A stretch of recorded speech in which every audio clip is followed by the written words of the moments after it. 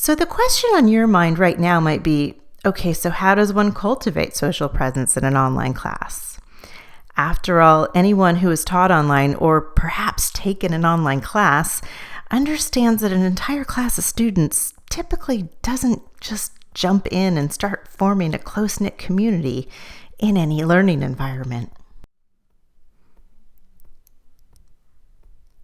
To foster social presence, the learning environment must be designed with regular opportunities for students to share relevant, meaningful content that places them in the seat of an inquiry-driven learner.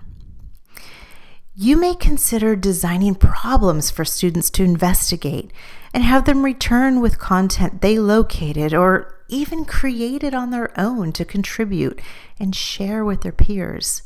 This might be in the form of photographs taken with their smartphones, an audio interview with family members or peers, links to videos or news events.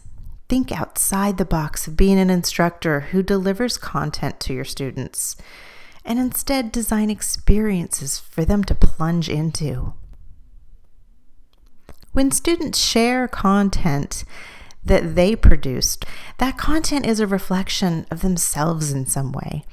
And it's going to foster a more meaningful discussion with their peers when this content is used as the catalyst of some of the interactions in your online classes.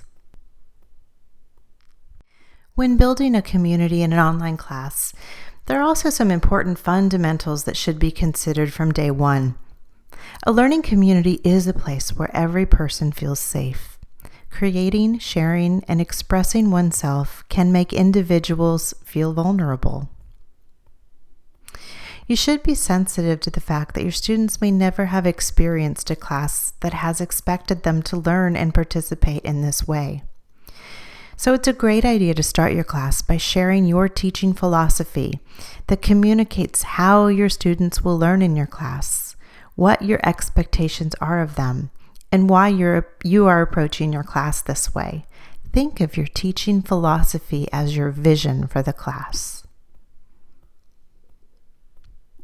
Secondly, consider developing a set of ground rules that each member will abide by, and ensure members agree to these ground rules at the start of the class. For more directed online learners, you may consider having students participate in the collaborative development of these ground rules, but it's a good idea that you get them started with some essentials at the very least.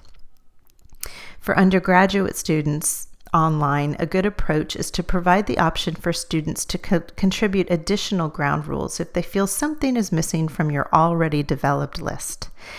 This way, students feel an opportunity to participate from the very beginning.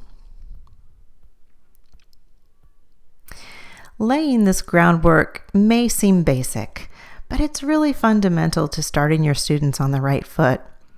These steps begin to model yourself as a trustworthy community leader.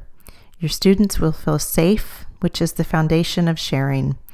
It is also a critical element of instructor presence, as it demonstrates that you care about the unique needs of your students.